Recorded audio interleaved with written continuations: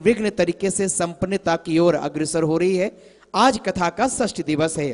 तो आइए श्री सनातन धर्म समिति एवं रोहड़ू के स्थानीय भक्तजन और नर सेवा नारायण सेवा संस्थान परिवार आस्था भजन चैनल के माध्यम से देश और विदेश में बैठकर शिव महापुराण की कथा से जुड़ने वाले आप समस्त कथा प्रेमी बंधुजनों का हम बहुत बहुत अभिनंदन वंदन स्वागत करते हैं। और आपके घट में, आपके हृदय में, आपके मन में परमपिता परमेश्वर भगवान श्री नारायण, श्री जगदीश्वर मर्यादा पुरुषोत्तम श्री राम, लाडले कृष्ण कन्हैया ऐसे अवगरदानी भोलेनाथ विराजमान हैं। उनको भी हम चरण वंदन करते हैं, अभिनंदन प्रणाम करते हैं। और आप सभी भक्तजनों से मैं आग्रह करूंगा कि पूज्य महाराज श्री के स्वागत में एक बार जोरदार तालियां बजाकर हम सभी मिलकर दिल से अपने मन के भाव पुष्प व्यासपीठ को समर्पित करें। पूज्य महाराज श्री का स्वागत अभिनंदन वंदन करें। भक्ति और शक्ति के ये पावन पारंपरिक अलौकिक कथा शिव महापुराण की कथा प्रभु भोलेनाथ की कृपा से नर सेवा नारायण सेवा मानव सेवा माधव सेवा और बालिकाओं की सेवा ऐसी सच्ची मां भगवती की सेवा मां शक्ति की सेवा के लिए समर्पित की जा रही है। नारायण सेवा संस्थान परिवार जो विगत 33 वर्षों से उदयपुर राजस्थान में स्थित, जहां कहते हैं कि महाराणा प्रताप की शौर्य भूमि और मीरा की पावन भक्ति मेवाड़ की भूमि, और आज कहीं ना कहीं वह प्रेम की, सेवा की, त्याग की, समर्पण की भूमि है, जहां हिंदुस्तान ही नहीं अपितु पड़ोसी मुल्क कई कंट्रियों से Nepal, Bhutan, Sri Lanka, Africa, Uganda, Afghanistan, London तक के बच्चे आज उदयपुर में जाकर आप देखते हैं तो 16 कंट्रियों से आए हुए निःशक्त दिव्यांग रोगी जनों की शल्य चिकित्सा नारायण सेवा संस्थान परिवार ने पूर्ण की है। लेकिन ये श्रेय जहां 3,72,000 बच्चों का ऑपरेशन होना, सही बात है कि परम श्रद्धेय साधु श्री कैलाश मानव जी निर्वाणी पीठाधीश्वर आचार्य महामंडलेश्वर पद्मश्री अलंकृत, जिनको हम कोटि कोटि प्रणाम करते हैं, जिनका प्रयास रहा, जिनके जीवन का एक लक्ष्य रहा, एक संकल्प रहा कि परमात्मा ने मुझे इंसान बनाकर इस प्रकृति में, सृष्टि में भेजा है, तो मेरे जीवन का एक उद्देश्य होता है, कि दायित्व है कि मैं किस प्रकार समाज में रह रहा हूं तो समाज की सेवा कर सकता हूं। तो उन्होंने समाज की सेवा के लिए लोगों से प्रार्थना की, आग्रह किया।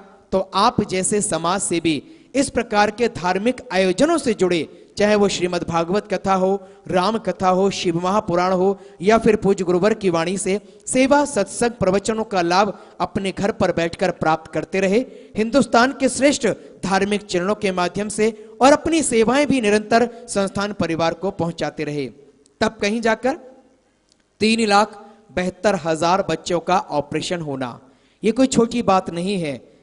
एक बच्चा नहीं, 100 बच्चे नहीं, 1,000 बच्चे नहीं, 3,72,000 जैसे दिव्यांग रोगी जन, जिसमें बहनें भी हैं, भाई भी हैं, जो अपनी जिंदगी के उस दर्द और पीड़ा से कई वर्षों से लड़ रहे थे, दिव्यांगता से लड़ रहे थे।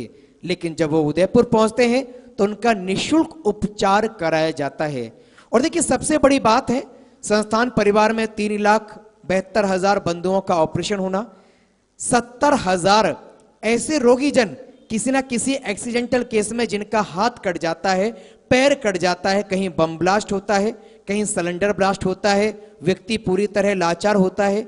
एक व्यक्ति जो बिजनेस करता है, जॉब करता है और व्यापार करता है, अपने पूरे परिवार का पालन पोषण करता है, भगवान ना करे किसी एक्सीडेंट में उसका हाथ कट जाए, पैर कट जाए, तो समझ सकते हैं कि वो व्यक्ति शारीरिक तौर पर लाचार होता है, लेकिन मानसिक तौर पर पूरा घर पीड़ित हो जाता है।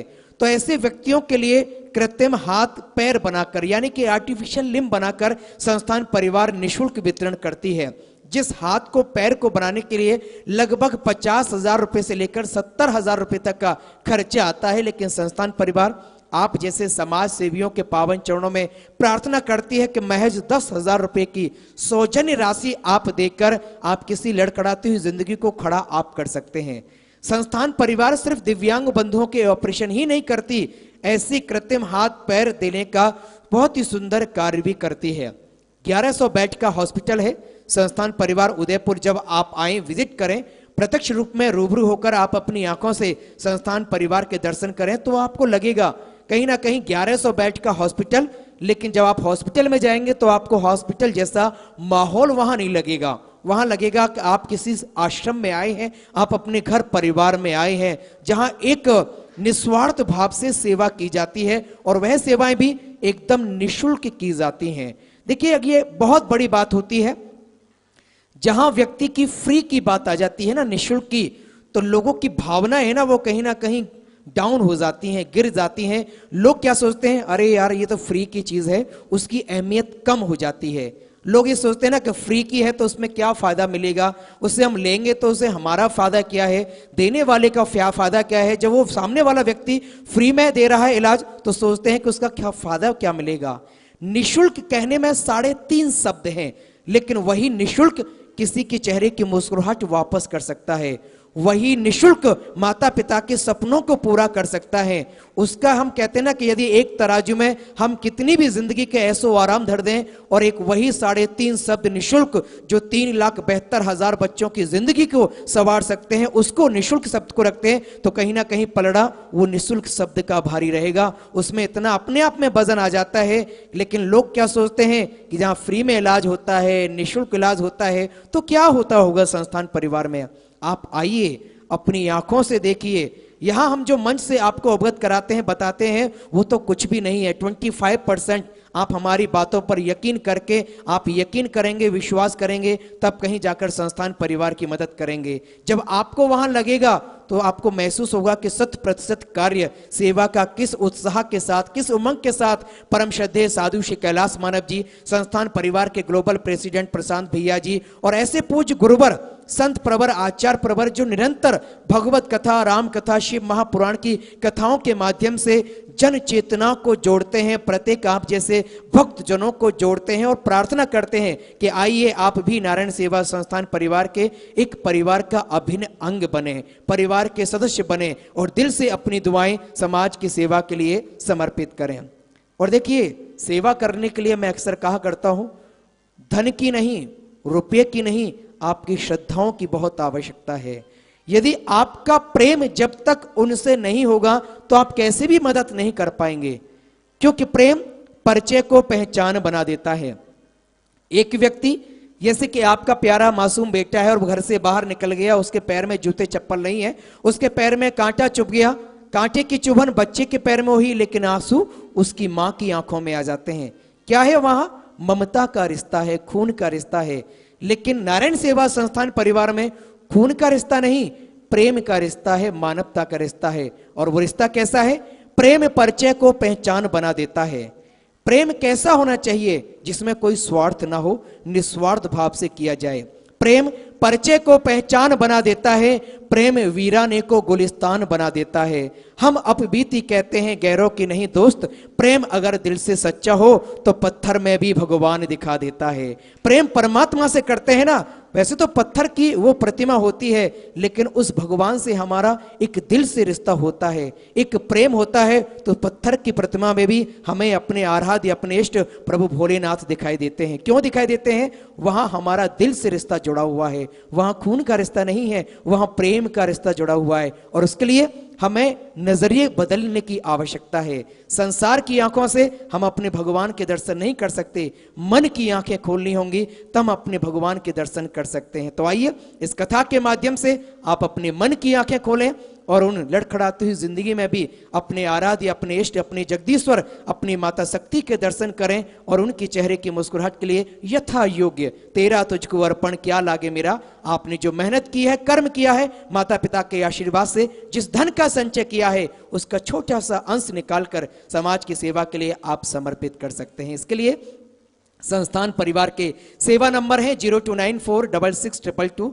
इन पे आप कॉल कर सकते हैं या फिर अपने एंड्रॉयड मोबाइल फोन के माध्यम से आप गूगल प्ले स्टोर में जाएंगे, संस्थान परिवार की साइट को भी आप डाउनलोड कर सकते हैं www.narayanseva.org और इस पर संस्थान परिवार की आप विजिट कर सकते हैं। घर बैठे संस्थान परिवार के अवलोकन आप भी कर सकते हैं। और जितने भी पूज्य महाराज श्री के अनुयायी हैं, शिष्य परिवार हैं, भक्त परिवार हैं, वह भी चाहते हैं कि इस प्रकार का आयोजन चलिए। हम पहले भी कथा करा चुके हैं महाराज श्री की, लेकिन इस प्रकार का सत्संग ये कथा जो समाज की सेवा के लिए समर्पित की जाती है, पूज्य महाराज श्री का आगमन एक बार फिर से आपके अपने गृह क्षेत्र में हो, वह कथाएं समाज की सेवा के लिए समर्पित की जाएं, तो पूज्य महाराज श्री के ऑफिस के नंबर और नारायण सेवा संस्थान परिवार के सेवा नंबर पर आप संपर्क स्थापित कर सकते हैं। तो आइए अब मैं अपनी वाणी को विराम देता हूं और षष्ठ दिवस की कथा में पूज्य महाराज श्री के पावन सानिध्य में श्री मंगलाचरण के साथ हम प्रवेश करते हैं। एक बार प्रेम से और भाव से दोनों हाथ ऊपर उठाकर कृष्ण कन्हैया लाल की,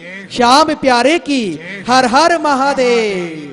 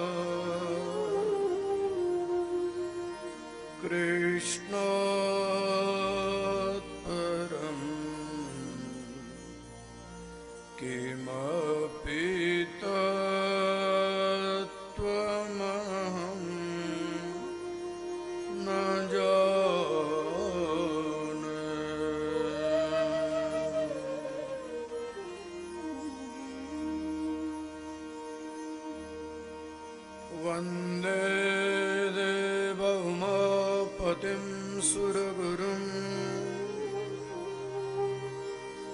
वन्दे जगत्कारणं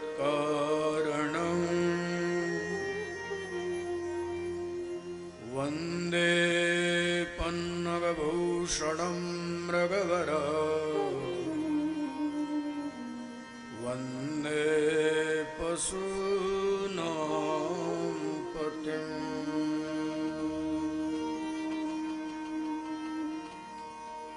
वन्दे सूर्यशशाङ्क उमावहिनयनं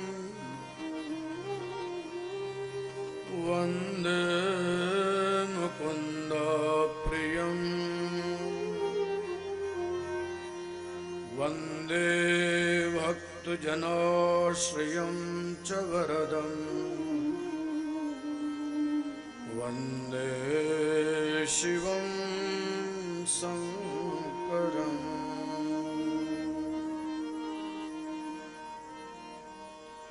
अतुलितबलधामं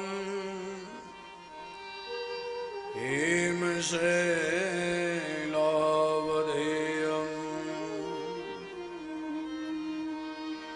धनुजवनकृशानुं ज्ञानिनाम् अग्रगण्यम्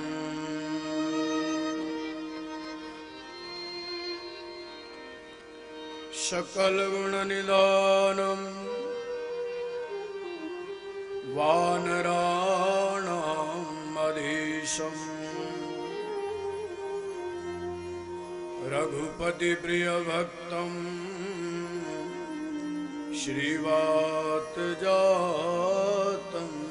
नमामि।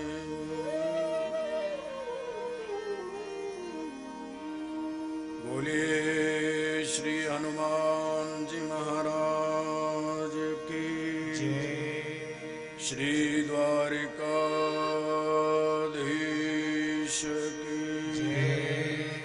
श्री गौरी शंकर भगवान की श्री शिव महापुराण की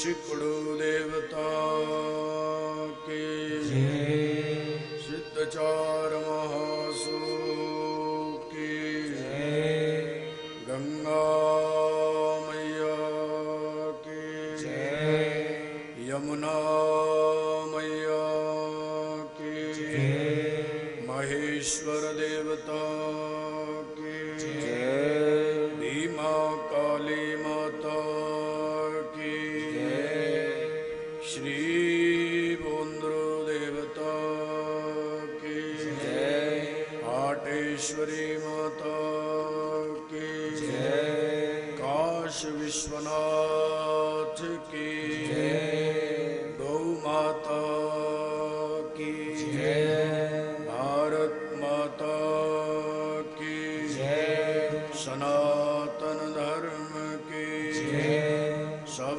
संतों की सब भक्तों की ओम नमः पार्वती पतये हर हर हर महादेव शंभो।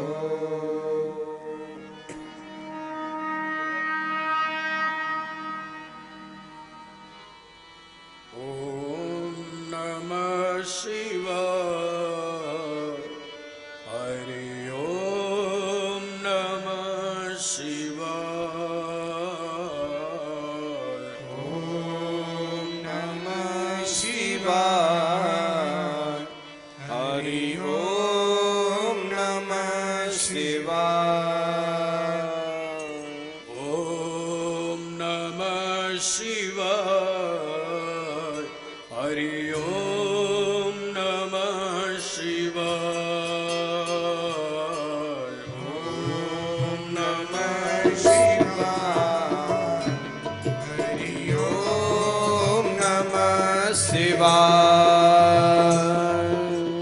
ओम नमः शिवाय हरि ओम नमः शिवाय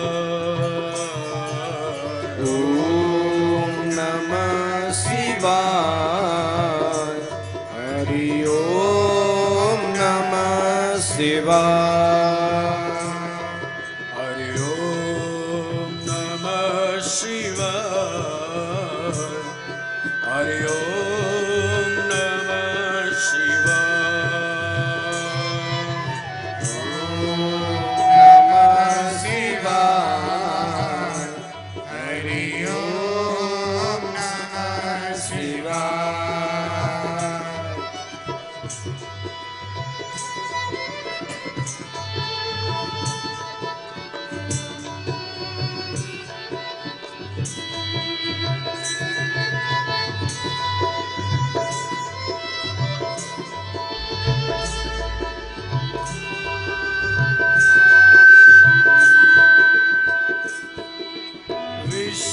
विश्वेश्वराय विश्वेश्वराय ओम नमः शिवाय विश्वेश्वराय विश्वेश्वराय ओम नमः शिवाय विश्वेश्वराय विश्वेश्वराय ओम नमः शिवाय विश्वेश्वराय विश्वेश्वराय ओम नमः शिवाय ओम नमः शिवाय हरि ओम नमः शिवाय ओम नमः शिवाय हरि ओम नमः शिवाय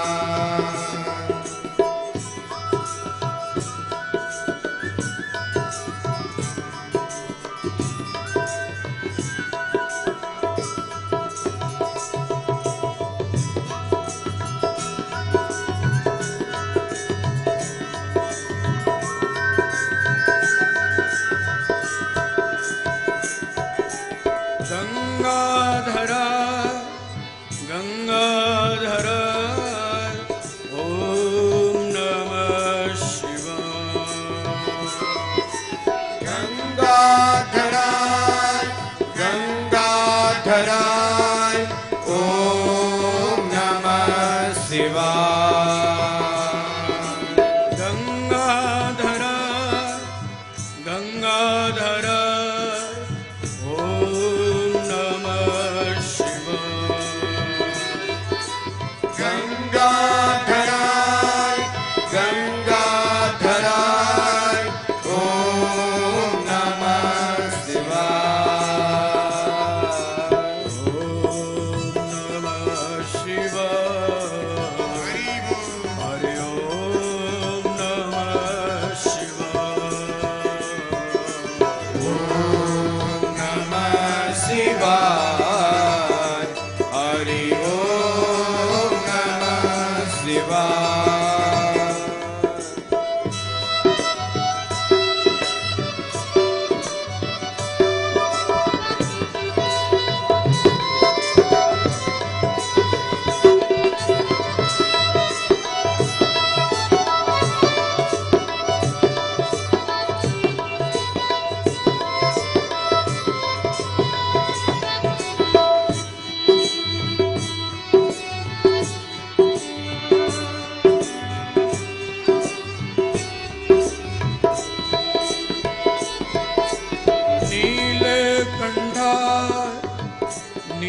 नीलकंठाय ओम नमः शिवाय नीलकंठाय नीलकंठाय ओम नमः शिवाय नीलकंठाय नीलकंठाय ओम नमः शिवाय नीलकंठाय नीलकंठाय ओम नमः शिवाय ओम नमः शिवाय हरि हरि ओम नमः शिवाय ओम नमः शिवाय हरि ओम नमः शिवाय ओम नमः शिवाय हरि ओम नमः शिवाय ओम नमः शिवाय हरि ओम नमः शिवाय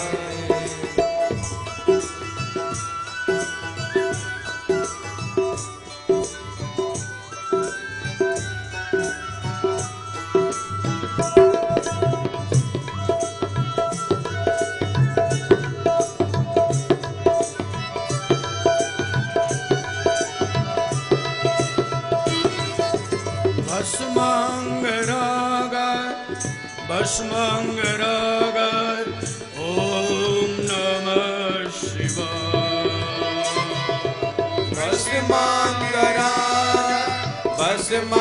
भस्मांगरागाय ओम नमः शिवाय ओ भस्मांगरागाय भस्मांगरागाय ओम नमः शिवाय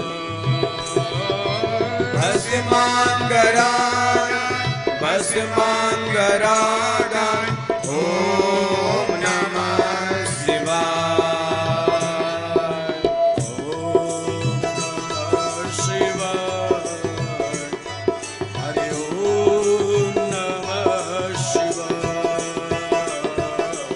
ओम नमः शिवाय हरि ओम नमः शिवाय हरि ओम नमः शिवाय हरि ओम नमः शिवाय हरि ओम नमः शिवाय हरि ओम नमः शिवाय हरि ओम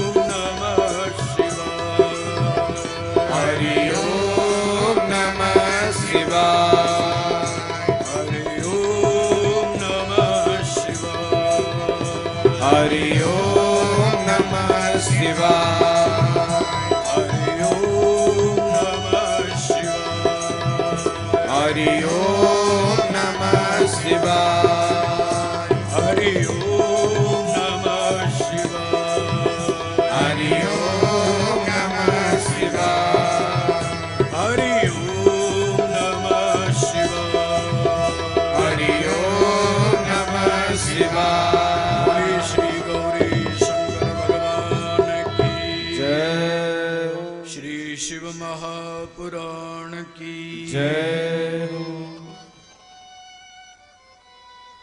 ओम परम चरण कमल वंदे स्वादित श्री पुराण पुरुषोत्तमाय हरे हर हिरण्यगर्भेभ्यो नमः व्यास वाल्मीकि पराशरेभ्यः भगवान गौरी शंकर की प्रत्यक्ष वांग्मयी मूर्ति श्री शिव महापुराण संहिता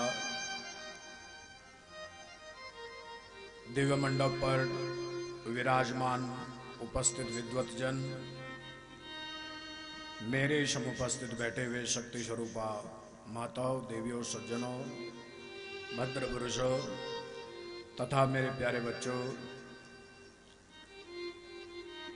आस्था भजन चैनल के माध्यम से देश विदेश में सभी भक्तजन श्रवण जो कर रहे हैं, उन सबको भी और आप सबको भी व्यासपीठ से मोहन मिश्रा का सादर प्रणाम, अभिवादन। आइए कथा का शुभारंभ करते हैं। आप लोग कल श्रवण कर रहे थे शिवलिंगों की कथा, ज्योतिर्लिंगों की कथा। आप बता सकते हैं कितने शिवलिंग की कथा आपने कल तक श्रवण करी थी?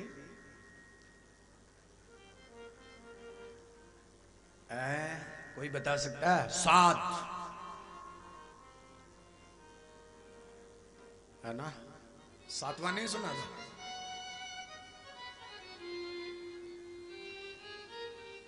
और विविध भगवान भोलेनाथ ने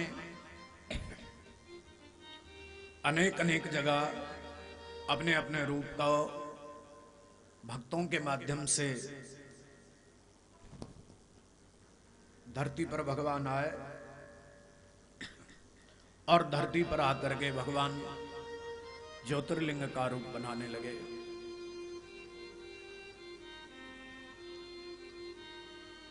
आज चलते हैं पुनः फिर काशी। काशी की कथा हम आपको कल कह रहे थे, किंतु काशी की कथा कहते कहते हैं यहां क्या हो गया कि काशी में जब भोलेनाथ तप करने लगे तो पत्नी मायके चली गई। पत्नी कौन थी भगवान की? पार्वती। पार्वती किसकी बेटी है? पर्वतराज हिमालय की बेटी है। पर्वतराज जो हिमालय है, उस हिमालय की बेटी का नाम पार्वती है। और पार्वती मायके में ही रह गई कुछ दिन। शंकर जी लेने ही नहीं आए।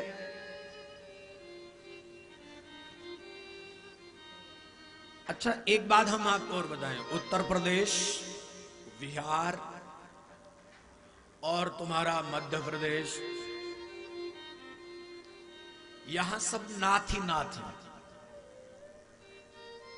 श्रीनाथ, गोवर्धननाथ, द्वारिकानाथ, केदारनाथ, बद्रीनाथ, विश्वनाथ, जगन्नाथ, रामनाथ, गोवर्धननाथ, यहां सब नाथ ही नाथ। और 5 स्टेट ऐसे हैं, जम्मू कश्मीर, चंडीगढ़, हिमाचल, हरियाणा और पंजाब, यहां माता ही माता है कि नहीं? कभी देखा आपने? यहां सब माता ही माता है।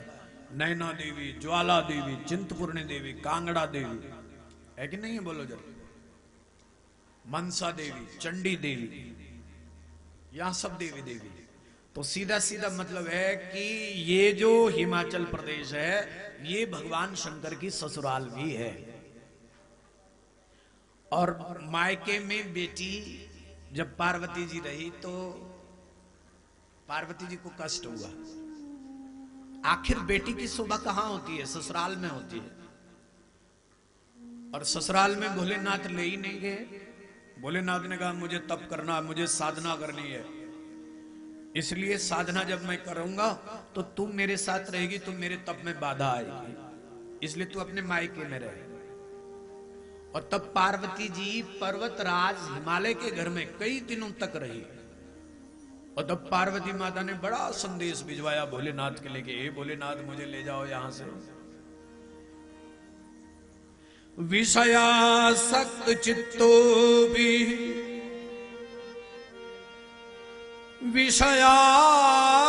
विषयासक्त चित्तोषि त्यक्ता धर्मस्य निर्भर इह क्षेत्रे मृतः सोपि संसारे न पुनर्भवेत्। काशी की महिमा का वखान किया शिव पुराण ने। बोले काशी के समान और कोई तीर्थ नहीं है, काशी के समान कोई स्थल नहीं है, काशी के समान कोई जगह नहीं है।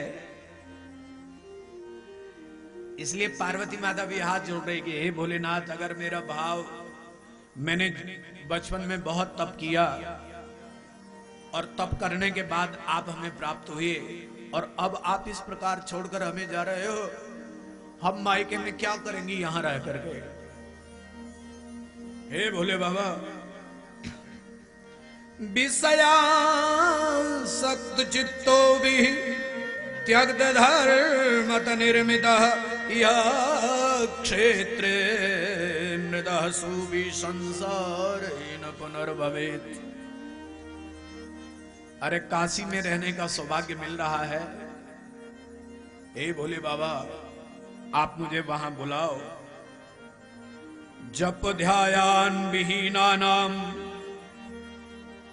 ज्ञान वर्जित चेतसाम ततो दुख हतानाम च गतिर्वाराणसी गृणाम गतिर्वाराणसी गृणान गतिम वाराणसी गिरान। काशी में जो मरता है वो इस भवसागर में पुनः दोबारा नहीं आता है, अर्थात सीधे सीधे वो भगवान के दिव्य चरणों में निवास करता है और भगवान के दिव्य चरणों में ही सदा सर्वदा वहीं रहता है। तीर्थानाम पंचके सापम विश्वेशम आनंद कानने दशाश्वमेध लोलार्कम केशव बिंदु माधव। 5 प्रकार के तीर्थ काशी में हैं और उन 5 प्रकार के तीर्थों का भगवती पार्वती को याद आ रही है। और तब भोलेनाथ भी थोड़ा सा विचलित जैसे हो गए। वैसे भगवान तो ध्यान और समाधि का केंद्र है भोलेनाथ, पर फिर भी कहते हैं ना कि जब दिल से कोई याद करता है तो उसकी याद उस तक पहुंच जाती है। और धीरे धीरे भोलेनाथ की आंख खुल गई और जब आंख खुली तो नंदी जी को भेजा कि हे नंदी जी आप जरा हिमाचल प्रदेश जाओ।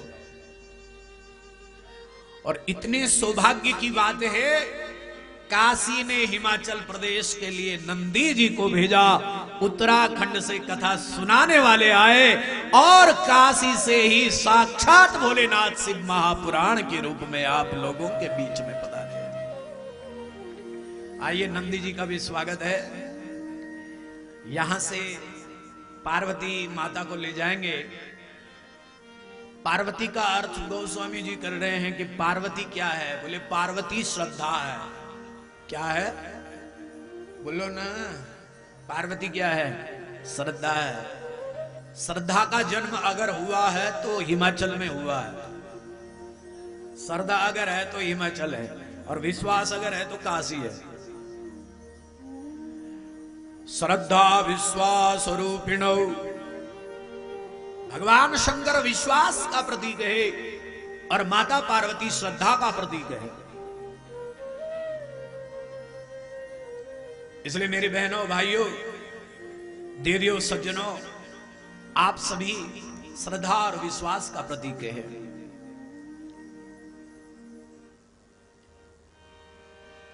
नंदी बाबा है पंचमोत महाश्रेष्ठ प्रोच्यते मणिकर्णिका एभिस्तु तीर्थवायश्च वर्णेतं विमुक्तकम्।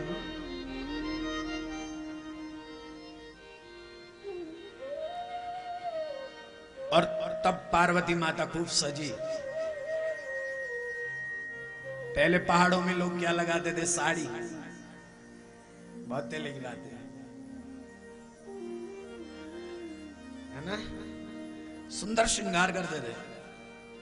अब तो साड़ी लोग एक ही दिन पहनते हैं। कौन से दिन? साल में एक दिन आता है। कौन सा दिन, क्या बोलते हैं उसको? कौन सा दिन होता है? करवा चौथ। बस वो भी दिन में पहनी और शाम तक, दूसरी मिली और ये भी बंद है ना।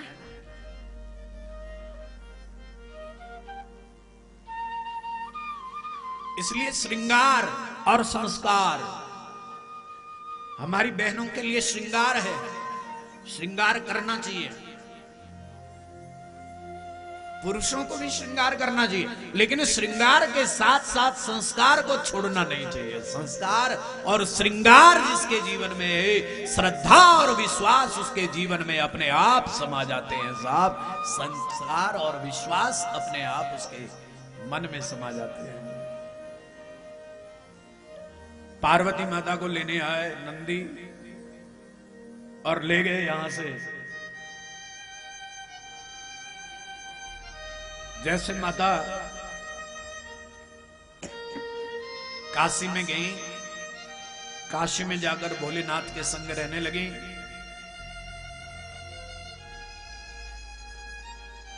भोलेनाथ के संग रहने लगी, भोलेनाथ का ध्यान करने लगी, भोलेनाथ का गुणगान करने लगी। और वहीं पर भगवान विश्वनाथ की स्थापना हो गई। और विश्वनाथ ने तो विश्वनाथ काशी की नगरी, यहां अनेकों अनेकों विद्वान, हमारे भारत की प्रथम जो हिंदू विश्वविद्यालय, ये सब यही हुए। बड़े बड़े विद्यापीठ काशी में हो गए। और रामचरित्र मानस को भी सम्मति वहीं भोलेनाथ ने दी। ये वही मंदिर है जब गोस्वामी तुलसीदास बाबा ने रामायण की रचना करी थी। अपनी गांव की भाषा में, अवधी भाषा में उसको लिख दिया था रामायण को। लेकिन ये जो भाव से जब उन लोगों ने, ब्राह्मणों ने उसका विरोध किया, ब्राह्मणों ने कहा ये अवधी भाषा है, गांव की भाषा है, इसको सम्मान नहीं मिलना चाहिए। लोग चिढ़ने लगे, लोग तुलसीदास से जलने लगे, ईर्ष्या करने लगे। तुलसी बाबा ने कहा मैंने तो भाव का ग्रंथ लिखा है, मैंने तो प्रेम का ग्रंथ लिखा है। इस ग्रंथ में मैंने किसी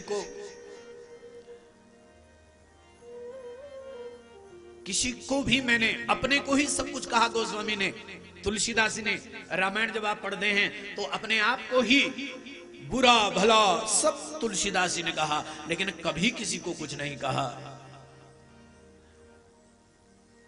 और जब सब लोगों ने तुलसीदास जी का विरोध किया तो तुलसीदास जी ने कहा ऐसा करते हैं कि आप सबके ग्रंथ भी जो संस्कृत में लिखे हैं और जो मैंने भी लिखा है, इसको एक दिन काशी के मंदिर में अंदर बंद कर देते हैं। सुन रहे कि नहीं? बोलो जी। मंदिर में बंद कर देते हैं। अच्छा, पंडित लोग भी इतने ईर्ष्यालु थे कि उन लोगों ने क्या किया कि रामचरितमानस को नीचे नीचे करते गए। ऐसा ढेर लगा दिया सब ग्रंथों का, और रामायण जो थी उसको नीचे नीचे करते थे। ऐसे जैसे डॉक्टर के पास जाते हैं ना, कार्ड की लाइन को ढेर लगता है, उसी प्रकार रामायण को भी सबसे नीचे रख लिया, दरवाजा बंद कर दिया गया। सबको विश्वास था कि हम तो वेद जानने वाले हैं, हम तो पुराण जानने वाले हैं, हम तो यज्ञ करने वाले, हम तो बहुत बड़े हैं। अहंकार भरा हुआ है तुम्हारे अंदर, इन ब्राह्मणों के अंदर अहंकार भरा हुआ है। लेकिन तुलसीदास जी, ये ब्राह्मण अहंकार से भर करके द्वार पर खड़े हो गए थे, लेकिन तुलसीदास जी भगवान भोलेनाथ की उस जहां पर भोलेनाथ की वो पवित्र जो भूमि थी, उस भूमि पर माथा टेक करके भोलेनाथ को प्रणाम करने लगे। भोलेनाथ को प्रणाम करके कहने लगे, हे महादेव, कभी ना हो नत चतुर कहाऊं, अरे मति अनुरूप। मैंने मति के अनुरूप लिखा है, न मैं कभी बनना चाहता हूं, कभी ना हो नत चतुर कहाऊं। कोई मुझे चतुर न कहे, कोई मुझे विद्वान न कहे, मुझे ये पसंद नहीं है। लेकिन हे भोलेनाथ, मैंने राम का चरित्र लिखा है, जैसा मुझे आया उल्टा पुल्टा है ना। बोले साहब, जैसा आया, जैसा मुझे आता है वैसे मैं गा रहा हूं। जिस प्रकार जहां तक मेरी बुद्धि पहुंच रही है, उस बुद्धि के कारण मैं गा रहा हूं। हे भोलेनाथ, बाकी अब तेरे हाथ में है सब है।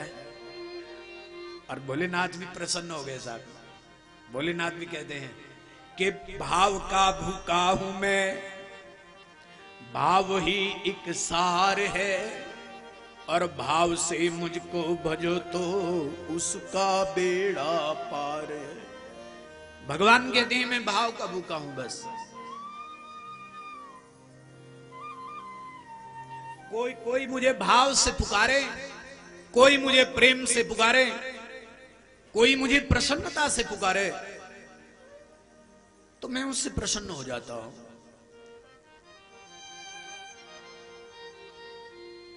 आहा, भोलेनाथ कहने लगे, हे तुलसी, तू क्यों घबरा रहा है?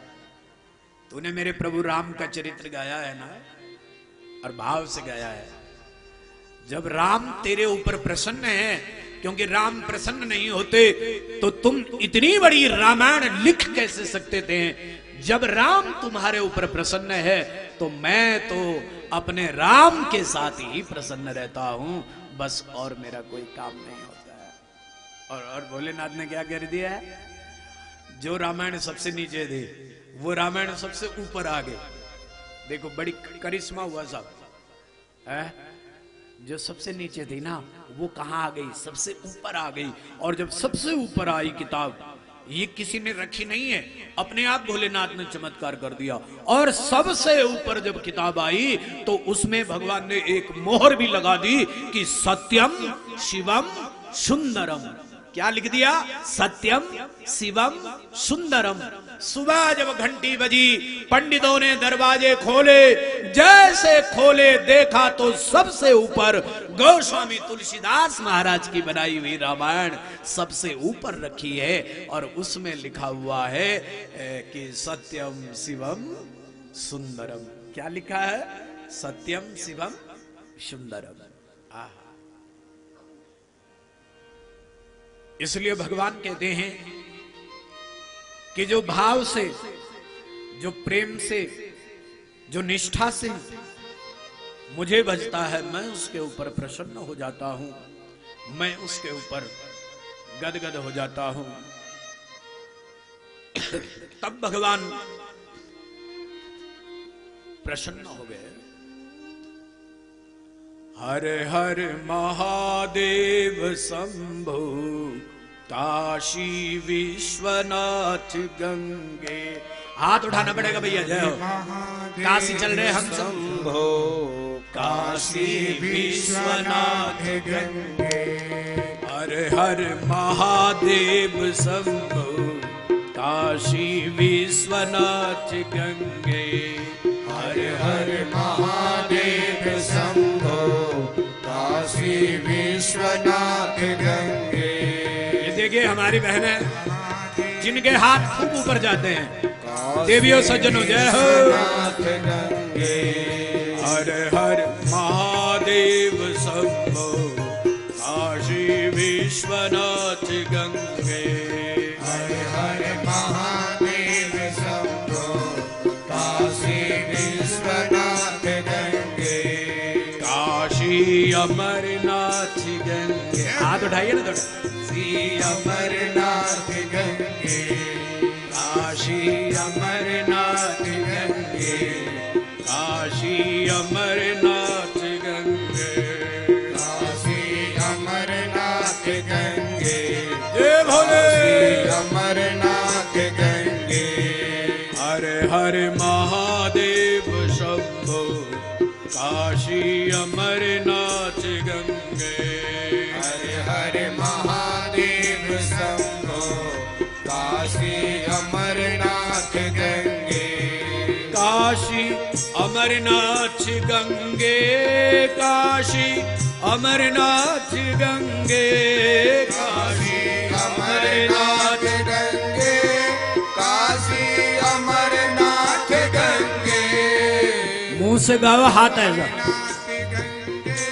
शिव कथा में हाथ ऊपर होने चाहिए। जय हो। गंगे। काशी अमरनाथ गंगे। काशी अमरनाथ गंगे। काशी अमरनाथ गंगे। काशी अमरनाथ गंगे।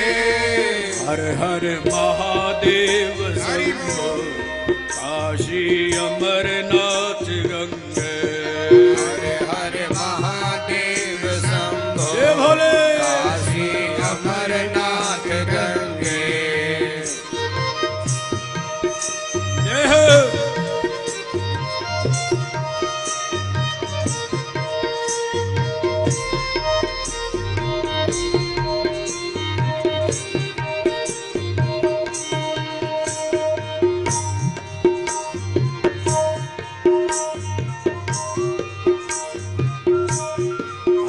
हर महादेव शंभो काशी विश्वनाथ गंगे। हर हर महादेव शंभो गाना है काशी सर। विश्वनाथ गंगे।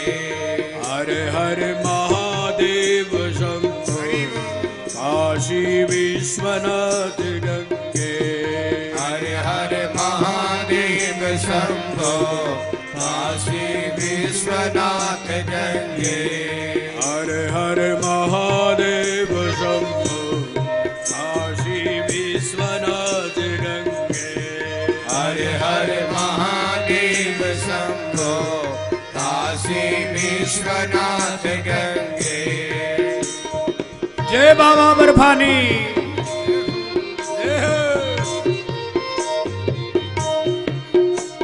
भूखे को भोजन, प्यासे को जय हो।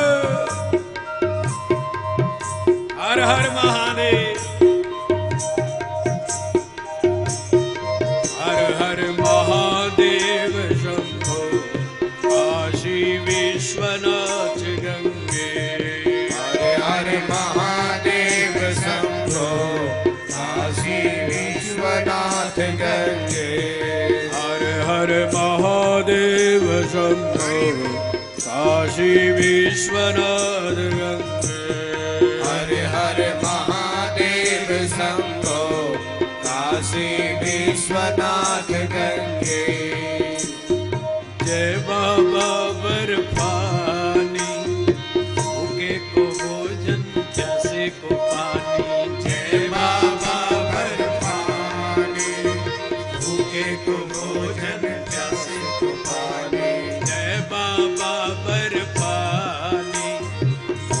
को भोजन प्यासे को पानी। जय बाबा बर्फानी, भूखे को भोजन प्यासे को पानी। जय हो हर हर महादेव शंभो काशी विश्वनाथ गंगे। हर हर महादेव शंभो काशी विश्वनाथ गंगे। हर हर महादेव शंभो काशी विश्वनाथ गंगे। हर हर महादेव शंभो काशी विश्वनाथ गंगे। बोलिए विश्वनाथ भगवान की जय। हर हर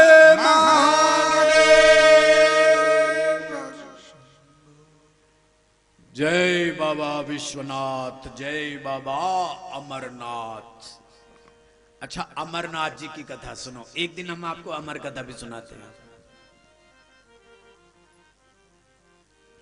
विश्वनाथ जी में जल चढ़ाने का बड़ा फल है, और अगर वहां के विश्वनाथ में न जाओ तो यहां के विश्वनाथ में अवश्य जाओ। काशी, उत्तर काशी और गुप्त काशी। जय बाबा बर्फानी, भूखे को भोजन प्यासे को पानी। लेकिन तभी दोगे ना जब आदमी ठीक रहेगा।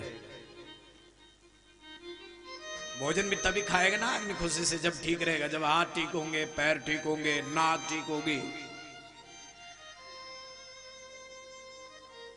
और कितने बता रहे थे हमारे मिश्रा जी, 3 लाख कुछ बच्चे ऐसे हैं अभी जो जिनका ऑपरेशन होना बाकी है। सुन रहे कि नहीं? वो अच्छे बने, वो महान बने, उनका ऑपरेशन हो, उनके लिए दवाई मिले, है ना? आपको अच्छा नहीं लगेगा? बोलो जरा, हाँ ना बोलो। मुंडी कई लोग हिला रहे, कई बोल रहे क्या करें हम। बार बार सुनाते रहते हो, क्या करें हम। किसको अच्छा नहीं लगेगा? बोलो जरा। दूसरा अगर बढ़िया चले फिरे उठे बैठे तो किसको बढ़िया नहीं लगेगा? जय बाबा बर्फानी, भूखे को भोजन प्यासे को पानी। भूखा भी तभी खाएगा जब ठीक रहेगा, प्यासा भी पानी भी तब पिलाओगे जब वो ठीक रहेगा। इसलिए विश्वनाथ जी की शरण में आप सब आए हैं। 12 ज्योतिर्लिंग में भगवान विश्वनाथ की कथा का आप श्रवण कर रहे हैं। इसलिए मेरी भी भगवान से भी प्रार्थना और आप सभी से प्रार्थना है कि नारायण सेवा संस्थान में जो बच्चे प्रतीक्षा में हैं उनकी प्रतीक्षा टूट जाए। बस बाबा विश्वनाथ से यही मांगते हैं जी। और विश्वनाथ सबकी इच्छा पूर्ण करता है कि नहीं करता? जो संसार में मनुष्य नहीं कर पाता वो परमात्मा काम करता है। इंसान कितना भी करे, कितना भी कोशिश करे, लेकिन भगवान जब ज्यादा है तो सारे काम अपने आप हो जाते हैं। सब अपने आप हो जाते हैं, सब काम अपने आप हो जाते हैं। उसकी इच्छा रही तो तुम्हारे जेब से एक एक ऑपरेशन का पैसा अपने आप निकलेगा, पता ही नहीं लगेगा तुमको। सही बात, तुम पकड़ना जाओगे, रोकना चाहोगे नहीं, लेकिन पैसा जब जाना है तो जाना ही है। आइए अब चलते हैं 8वें शिवलिंग में, ज्योतिर्लिंग त्र्यंबकेश्वर भगवान की। जोर से बोलो ना, त्र्यंबकेश्वर भगवान की जय। यह ज्योतिर्लिंग महाराष्ट्र में है और नासिक से 30 किलोमीटर पश्चिम में है ये। आप सब लोग यहां से रोडों से भी कई लोग गए थे। नासिक है ना, नासिक की यात्रा कई लोग तो हवाई जहाज से गए थे। तो नासिक में 2 है। कौन है? गौतम ऋषि। यहाँ जो कथा है वो गौतम ऋषि की है। गौतम ऋषि कैसे हैं? बड़े धर्मात्मा ऋषि हैं सब। गौतम ऋषि की पत्नी कौन है? अहिल्या। कौन है? अहिल्या। तो गौतम ऋषि बड़ी भगवान की साधना करते थे और अहिल्या जी थी तो बढ़िया थी, पर थोड़ा चंचल प्रवृत्ति की थी। जैसे हमारी बहनें माताएं सब थोड़ा मन में चंचलता होती है, लेकिन वही चंचलता शिव महापुराण की कथा में भी अहिल्या के पास भी चंचलता थी थोड़ा सा। और एक बार तो आप विश्वास नहीं करोगे, करना पड़ेगा आपको विश्वास। क्यों नहीं करोगे? जब हम बोल रहे तो करना पड़ेगा। एक बार की बात है कि संध्या कर रहे थे, पूजन कर रहे थे प्रातः। कौन? पति गौतम ऋषि क्या कर रहे थे? साधना कर रहे थे प्रातः। देखो संध्या भी 3 प्रकार की होती है, आप सब जानते हैं। तीन समय में भगवान का स्मरण करना ही चाहिए। प्रातः काल, मध्याह्न संध्या और सायं संध्या। प्रातः संध्या जब करते हैं तो माला यहां पर होनी चाहिए, नाभि के पास में। देखिए हमारे उत्तराखंड में बहुत विद्वान लोग हैं, बड़े बड़े ज्ञान, तत्व, भक्ति, यज्ञ सब कुछ जानने वाले लोग हैं। प्रातः में जब हम माला जपते हैं तो नाभि के पास माला होनी चाहिए। ये ब्रह्म रूप है, ये जो हमारा नाभि है ये ब्रह्म रूप है, यहां पर माला होनी चाहिए। और मध्याह्न में कहां होनी चाहिए? हृदय में। यहां कौन? भगवान विष्णु है। आहा, यहां ब्रह्मा है और यहां विष्णु है। और संध्या के समय माला यहां रखनी चाहिए, माथे के पास ऐसे पकड़ के। यहां शंकर है। प्रातः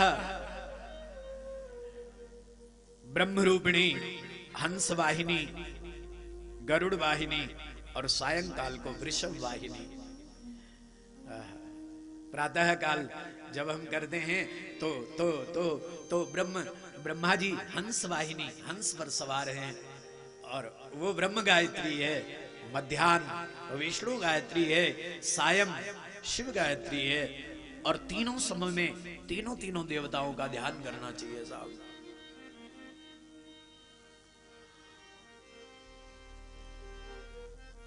गौतम ऋषि जाप कर रहे थे, पत्नी जल्दी उठती थी।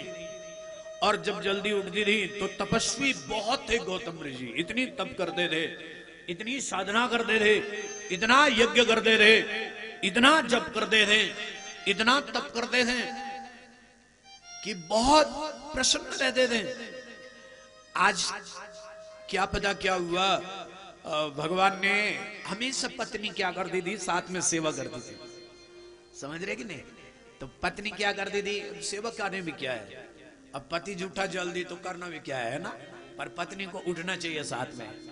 और संध्या के लिए जल रख लिया, पूजा पाठ के लिए थोड़ा वस्त्र, ठाकुर जी के लिए थोड़ा भोग रख लिया। थोड़ी थोड़ी तो मदद है ना, पति के साथ थोड़ा थोड़ा मदद करनी चाहिए। और वही मदद करती थी अहल्या, खूब मदद करती थी।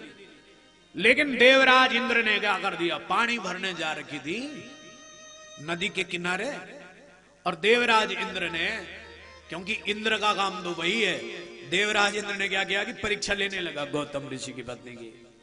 और गौतम ऋषि का शरीर धारण कर दिया। और जब गौतम ऋषि की शरीर को धारण किया तो देवराज इंद्र को देख करके, अब इसने सोचा ये मेरा पति है, और थोड़ा वो हो ही जाता है ना, मेरे पति बोले यहाँ कहां से है? सुन रहे कि नहीं भाई? बोलो ना। हाँ, बोले बोले बोले मेरे पति यहाँ नदी के तट पर कैसे आ गए? इनको तो नदी के तट पर नहीं होना चाहिए था। और थोड़ा मन लग गया कि मेरे पति, अब हो ही जाता है, थोड़ा सा भी अगर डिस्टर्ब हुए तो समझो पातिव्रत्य धर्म नष्ट हो जाता है।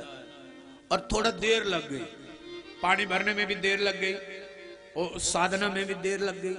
और जब देर लगी तो वो ऋषि, गौतम ऋषि जो है सोच में पड़ गए। गौतम ऋषि ने कहा कि इतनी देर हो गई, पत्नी नहीं आई। और जब पत्नी आई, पत्नी जब आई वापस, तो पत्नी बड़ी प्रसन्न थी, खुश थी। देखा, अत्यधिक खुश होने के कारण गौतम ऋषि समझ गए। और गौतम ऋषि ने अपनी पत्नी को कहा कि क्या बात है? गौतम ऋषि ने कहा कुछ नहीं। पत्नी ने कहा, अहिल्या ने कुछ नहीं। अरे कुछ तो है। नहीं नहीं कुछ नहीं, कुछ तो है, कुछ नहीं। मुझसे झूठ बोलेगी तू? नहीं नहीं नहीं नहीं महाराज कुछ नहीं। और गौतम ऋषि ने आंखें बंद कर दी, क्योंकि जब भ्रम होता है तो ब्रह्म कभी कभी झूठा नहीं होता है, ब्रह्म कभी कभी सही निकलता है। अस संशय जब कीन भवानी। भगवान भोलेनाथ भी कह रहे हैं अस संशय जब कीन भवानी। जब ऐसा संशय भवानी ने किया तो शंकर जी ने कहा कि तो कि न जाए परीक्षा ले हो, जाओ और मेरे प्रभु की परीक्षा लो। संशयात्मक संशय जब उत्पन्न होता है तो उस संशय का निवारण होना चाहिए। गौतम ऋषि ने अपने नेत्र बंद कर दिए और नेत्र बंद करके मन के चक्षु से देखने लगे, और जब मन के चक्षु से देखा तो पत्नी का जो मन था ना वो देवराज इंद्र पर थोड़ी देर के लिए चला गया था। बस फिर क्या था, गौतम ऋषि ने हाथ में जल लिया और जल लेकर के अपनी ही पत्नी को श्राप दे डाला और कहा जा तू जड़ हो जा, तू पत्थर हो जा। और पत्नी देखते ही देखते पत्थर हो गई। पत्नी देखते ही देखते पत्थर हो गई, और जब पत्थर हो गई तो गिड़गिड़ाने लगी अपने पति के चरणों में, बचाओ बचाओ बचाओ बचाओ बचाओ महाराज बचाओ। ये क्या कर दिया तुमने? अरे पूर्व जन्म स्वयो विद्या, पूर्व जन्म स्वयो धनम, पूर्व जन्म स्वयो नारी, अग्रे धावती धावत। मेरे पिताजी कहते थे, बड़ा सुंदर श्लोक है, कि 3 चीज हमेशा पूर्व जन्म के संयोग से मिलती है। 3 चीज याद रखना। पत्नी, ये भी कई जन्मों से चलती रहती है, अगर इसको हटाना भी चाहे तभी नहीं हटती है, कोशिश भी करे तभी नहीं। पत्नी हो या पति हो, सुन रहे हो कि नहीं, ये पत्नी हो या पति हो, ये दोनों जन्म जन्मों से साथ चलते हैं। पूर्व जन्म स्वयो विद्या, पूर्व जन्म स्वयो धनम। पैसा, पत्नी, पैसा और विद्या, ये कई जन्म जन्मों से साथ चलता है। सुन रहे हो, ये एक जन्म का नहीं है, जन्म जन्मों से साथ चलता है। और जब जन्म जन्मों से साथ चलता है तो आज ये अहल्या कह रही है कि हे महाराज फिर आप हमें क्यों छोड़ रहे हो, आप हमें श्राप क्यों दे रहे हो? बोले तुम्हें श्राप तो भोगना पड़ेगा, देखो हमने आपकी सेवा भी तो की है। तो बोले ठीक है, तुम पत्थर तो बन जाओगी, लेकिन जिन भगवान की मैं साधना करता हूं, जो भगवान राम है, वो भगवान एक दिन अवतार लेंगे और अपने गुरु के साथ जब राजा जनक की बेटी के स्वयंवर में जाएंगे तो वो भगवान राम उस मार्ग से आएंगे, इस मार्ग से चलेंगे और उनके चरण रज से तेरा उद्धार हो जाएगा और तू पुनः मेरी पत्नी बन करके मेरे पास आ जाएगी। तो फिर पत्नी बन करके मेरे पास आ जाएगी। साहब पत्थर बन गई पत्नी, सुन रहे कि नहीं? क्या बन गई? पत्थर। अब लो, पत्थर पत्थर क्या है? अभी मिश्रा जी कह रहे थे कि पत्थर में भी जान आ जाती है, बोल रहे थे कि नहीं? एक पत्थर महासुदेवता में भी है, गोले 2 गोले, उठा ही नहीं पाता उनको कोई। हम तो पत्थर में ही भगवान मानते हैं साहब, पत्थर को ही। यहां कंकर कंकर शंकर हर डाली यहाँ दिगंबर, यहाँ कंकर कंकर शंकर हर डाली यहाँ दिगंबर। हर कंकर कंकर शंकर हर डाली यहाँ दिगंबर। यहाँ कंकर कंकर शंकर हर डाली यहाँ दिगंबर। ये देश भवानी का यहाँ श्रद्धा आई है, ये देश भवानी का, ये प्रदेश भवानी का श्रद्धा आई है। प्रदेश भवानी का, हिमाचल प्रदेश किसका? भवानी का, पार्वती का। प्रदेश भवानी का यहाँ श्रद्धा आई है। प्रदेश भवानी का यहाँ श्रद्धा आई है। ये देश भवानी का यहाँ श्रद्धा आई है। गाओ जरा। देश भवानी का, जिसका हाथ नहीं उठेगा ध्यान रखना भाई। आई है।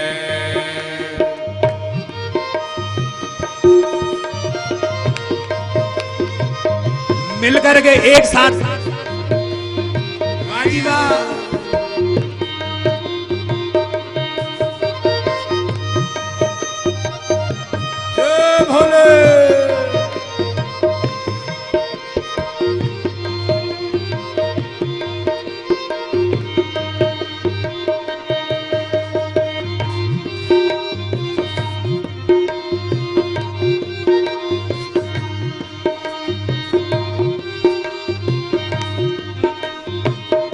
जय भोले।